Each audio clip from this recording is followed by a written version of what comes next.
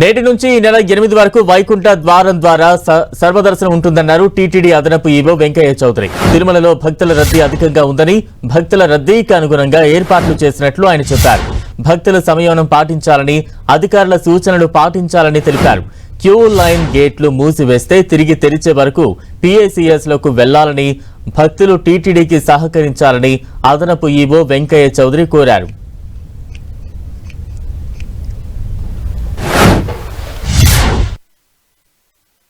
వైకుంఠ ఏకాదశి సంబంధించి 4వ రోజు 2వ తారీఖు పూర్తిగా సర్వదర్శనంకి కేటాయించడం జరిగింది. ఈ రోజు నుంచి 8వ తారీఖు దాకా భక్తులు రాత్రి నుంచే చాలా పెద్ద స్థాయిలో వస్తున్నారు. ఆల్మోస్ట్ ఇప్పుడు ఆక్టోపస్ దాకా ఉన్నారు, ఇప్పుడే చూసి రావటం జరిగింది. అన్నీ కూడా పూర్తి స్థాయిలో అన్ని సేవలు కూడా అన్ని విభాగాలు కూడా పూర్తి స్థాయిలో భక్తుల సేవలో మునిగి ఉన్నాయి. భక్తులు కూడా సమయంను పాటించాలి.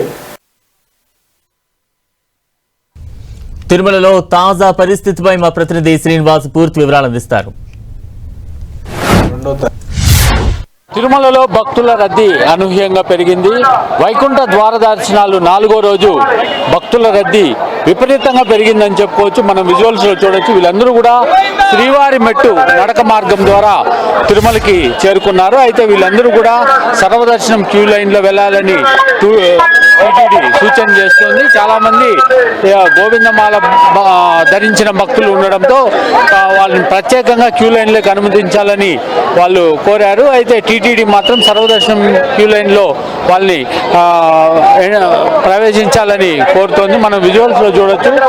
భారీ ఎత్తున దాదాపు 1500 మంది వరకు ఇటు కడప జిల్లా రాయచోటి ప్రాంతానికి చెందిన భక్తులు వీళ్ళంతా ఈరోజు పాదయాత్రగా శ్రీవారి మెట్టు మార్గం ద్వారా తిరుమలకి చేరుకున్నారు. అయితే భక్తులందరూ కూడా ఇక్కడికి వచ్చి ప్రత్యేకంగా క్యూ లైన్లో అనుమతించాలని కోరడం జరిగింది. అయితే టీటీడీ వారిని సర్వదర్శనం క్యూ లైన్కి పంపడం జరుగుతుంది. మనం విజువల్స్లో చూడొచ్చు. భారీ ఎత్తున వైకుంఠ ద్వార దర్శనాలు 4వ రోజు తిరుమలలో విపరీతమైన భక్తుల రద్దీ నెలకొంది.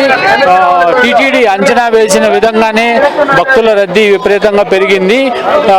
మొత్తం వైకుంఠం క్యూ కాంప్లెక్స్ లోని అన్ని కంపార్ట్మెంట్లు కూడా నిండిపోయి క్యూ లైన్లు ఆక్టోపస్ భవనం వరకు కూడా వ్యాపించాయి. దీంతో స్వామివారి దర్శనానికి 24 గంటలు పైగానే సమయం పడుతుంది. మొత్తం మీద జనవరి 8 వరకు కూడా వైకుంఠ ద్వార దర్శనాలు కొనసాగుతాయి. ఈ నేపథ్యంలో భక్తుల రద్దీ ఇదే విధంగా ఉంటుందని టీటీడీ అంచనా వేస్తుంది. ముఖ్యంగా ఏకాదశి ద్వాదశి రోజుల్లో పరిమిత సంఖ్యలో భక్తులకు ఈడిప్ ద్వారా టోకన్లు కేటాయించారు.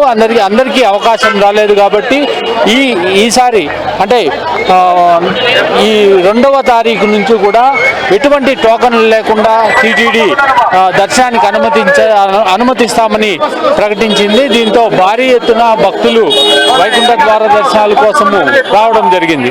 మొత్తం మీద భక్తుల రద్దీ అనేది విపరీతంగా పెరిగింది. ఇటు నడకదారిలో వచ్చిన ఈ భక్తులందరూ కూడా వీళ్ళని సర్వదర్శనం క్యూ లైన్లోకి పంపడానికైతే ఇటు టీటీడీ విజిలెన్స్ పోలీసులు చర్యలు తీసుకుంటున్నారు. కెమెరామెన్ బాలుతో శ్రీనివాస్, 10 టీవీ, తిరుమల.